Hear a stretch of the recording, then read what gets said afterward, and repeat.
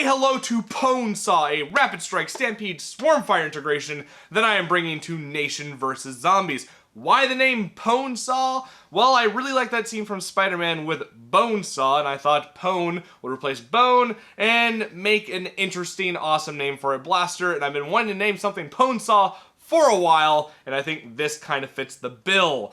This thing is massive, this thing is in charge, and now we're going to go over all the stuff that has been done to this to make it what it is right now. So let's start with the external things and then work our way around it and then inside it and all that junk. You know the drill. Now to get the blaster looking the way it did, I had to zigzag a Rapidstrike and a Stampede kind of in half and then fit them together in a way that would look kind of nice, but that led to a lot of holes in the shells. So in order to fill them, I used a ton of epoxy putty. There's probably at least 9 tubes of OT Fix-It stick in here. There is a ton. So once I got it kind of where I wanted it to, I went in with some Dremel engraving bits. I think I went through like 5 or 6 of them to get all this epoxy cut down, and then I went over with 50 grit, 150 grit, 220 grit, and then 400 grit to just get everything nice and smooth. There was a lot of work with the epoxy putty, but I think it turned out very, very nice, and I'm very happy with just how it looks, and I never want to do something like this again. It was awful. The color scheme for this blaster is one that I wanted to kind of match the Pink Menace, or at least go with it, but also be its own color scheme. So I started with Duplicolor Vinyl and Fabric Gray to get everything one color, because there's blue and yellow and white and all this stuff. I needed to get it one solid color so there wasn't any weird deviations anywhere. After that, I used a Montana Gold Pink for the pink that you see, and I used a Montana Gold Gonzo Purple, which turned out a bit darker than I wanted, but it's no big deal. And then I added a bit of Citadel Fulgrim Pink to just add some slight details, because I didn't want this plate just being the only one with that pink on there, so I added some here, there, and up here. Not a lot of places, but just enough to make it so this didn't look out of place. And to seal it all up, I used ProXL 2K Clear, which I'm still trying to perfect, but this one definitely came out better than, say, the Pink Menace, which has a bit of surface imperfection to it. This one's a bit more consistent, but it still has its own problems. So that's all I did for the paint. Now I'm going to go over the external features on this blaster. We're going to start from the back and work our way up to the front, starting with the battery tray door, which has been modified to use rare earth neodymium magnets. Someone's going to correct me on how I'm saying that, but anyway, it's using, what is this? 5 magnets in here to hold this on. So there's 1 on the top and bottom, and then you have 2 at the top in here and 1 down there. And it just makes things easier. You don't have to worry about using a screwdriver. You don't have to carry a screwdriver on you, and it's just really easy to access and very convenient. Now, the magnets in here make it so that it's a very strong connection, but it's also very easy to pop this thing off. I don't want to be running around and just have this thing go boop off into oblivion, but I also don't want to have to like struggle to pull it off, so that's why I used 5 magnets on there. It's just to make it secure yet easily accessible. In front and above the battery tray door, we have an extended rail system which utilizes the Stampede top rail as well as the Rapidstrike top rail. And getting this thing together was a bit wonky because I had to float the Stampede part on some epoxy putty before I could go in and add polycarb and epoxy just to smooth this area out and make it look like complete and not like there's a big old gap there. So the rail is functional. It's very long. It has 2 little tack rail locks, so I guess you could use 2 attachments, but it's mostly there for looks and not so much for tactical stuff because I'm not into that. But I think it just goes really nicely with the whole blaster and puts the 2 shell halves together in a nice consistent sort of way. I think it would look weird if I didn't have that on the back of it. But that is the rail. Below the tack rail and in front of the battery door, we have this weird rubbery lump thing, and this is a blade fuse holder that is there as a safety feature to protect the battery in case a bunch of stalling happens. This features little fuses that you can pop out. I believe this is a 50 amp one, so if it burns out, you can easily swap them on the fly. There's enough room in this box for an extra fuse. I'll get to that in a little bit. But yeah, this is here just to protect the battery as a backup safety system.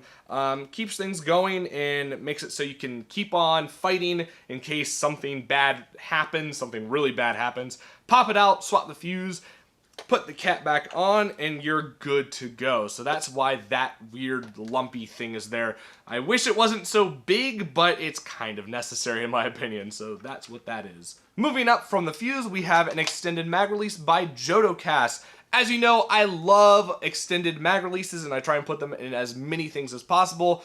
They're easy, they're accessible, they're just wonderful little things. So this build was no different in that it has an extended mag release.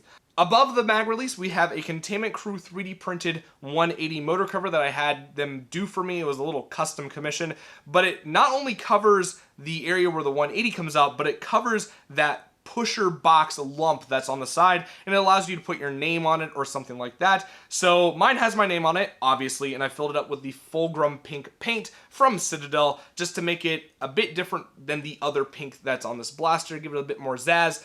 And I like the lighter pink on there. In between the extended mag release and the Containment Crew cover, we have this box thing. And this comes from the Blastersmiths UK Rapidstrike pistol conversion kit and acts as the battery box for that kit. I slapped this onto the build before I really thought about what battery I was going to use, and obviously this was way too small because I had to add an entire Stampede backing to this project. So I didn't want to take it off the build. I didn't want to have to rip it off and possibly destroy it. I wanted to make it into something useful. So now it is my LiPo alarm storage area that has a nice little viewing window so I can easily just take a look at how my LiPo is doing and keep going. It's just a quick turn.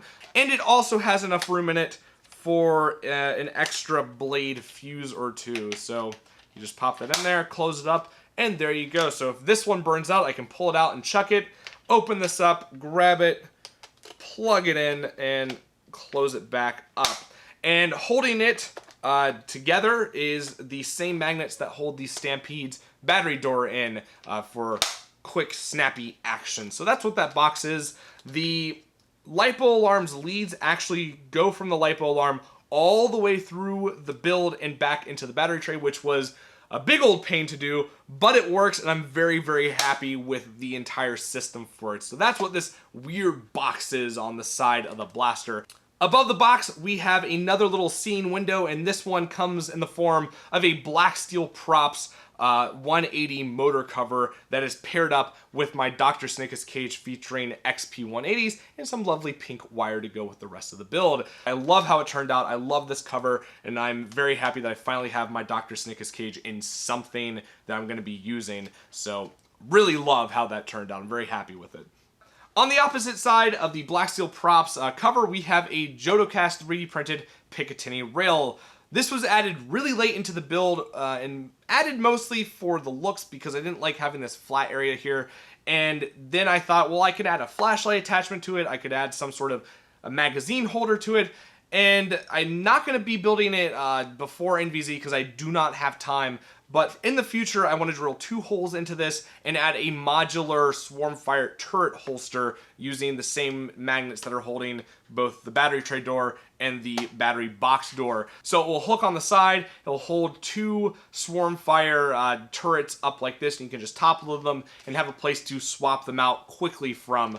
That's the idea. We'll have to see how that goes. But for now, this can just act as a flashlight holster thing or just be there for the looks, which it is doing right now. And lastly, at the front, we have a Swarmfire Integration, obviously. So this is just the internal part of the shell of the Swarmfire that houses like the gears and the springs and all that stuff. And that has been integrated into the orange parts of the shell that make up the Rapidstrike. Used epoxy putty, polycarb, all that stuff to fill up the gaps. And then I added a vertical grip to the bottom here with a PVC trigger, which was interesting to make. I've never done that before with PVC, but it took a bit of trial and error to get working right, but it works very well now.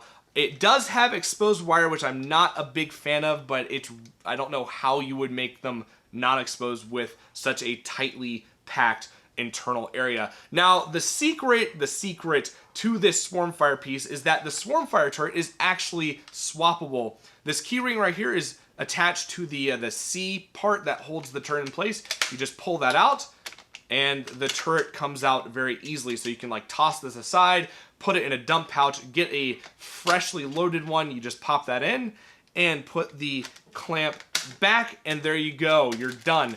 I haven't seen like anyone do this, and I don't know why, because it's such a cool thing. You have swappable turrets. I think one person did this, and it was a long time ago. But this is the reason I did this integration to this build. Was the Rapidstrike is there for super firing awesomeness, and the Swarmfire is more of a load on the fly, more manageable firing kind of thing. So these two go really well together. They're like a nice pair. Horde busting and just casual busting. But yeah, I'm surprised I haven't seen this done before, because it's such an easy mod. There's really nothing to it. It's not hard. You just put a keyring onto this piece and you're done. So for those of you who have Swarmfire internals, Swarmfire turrets, now you have a use for them, and that is the secret behind the Swarmfire integration. And to finish up the list of things going on with this blaster, a little bit about the internals. Inside this blaster is nothing but 14 gauge silicone wire. Other than the LiPo alarm leads, everything in here is 14 gauge, and the switches used are nothing but Omron V214-1C6 21 amp rated switches. And the reason for all this heft, all this durability, is because this entire build is running off of a 2S2P 4600 milliamp 90C constant LiPo, a beast of a battery that Tom and I came to the conclusion was the right one to power this build. But that is what's running the PwnSaw, so I had to make this build super hefty and super durable.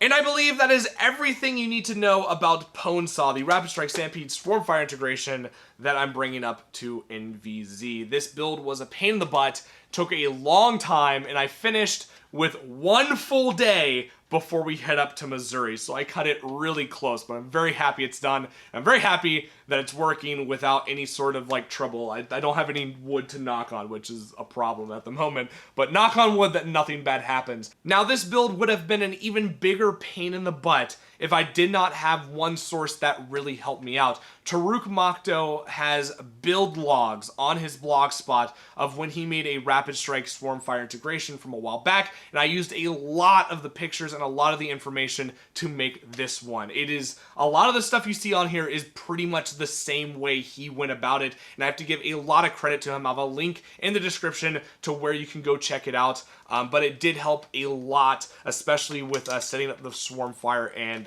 just getting it integrated. Also linked in the description, I'll have different links to different parts that are used in this build. So say you want to get the same switches I use, or you want to get the same wire that I use. I'll have links in the description to where you can get them. I know the clear motor cover will be down there, but different links for different things that I used in here in case you want to build your own, or you just want to get the same parts that I do. Also in the description, if you want to keep up with me during NVZ, I will probably be posting a lot of it to my Instagram. And if you want to throw a few dollars my way for gas or food, there's also my Patreon. Keep up with me on Facebook and all that good stuff. I hope you enjoyed checking out PwnSaw, my NVZ primary. But that's it for this video. I hope you enjoyed it. And as always, have a great day wherever you are.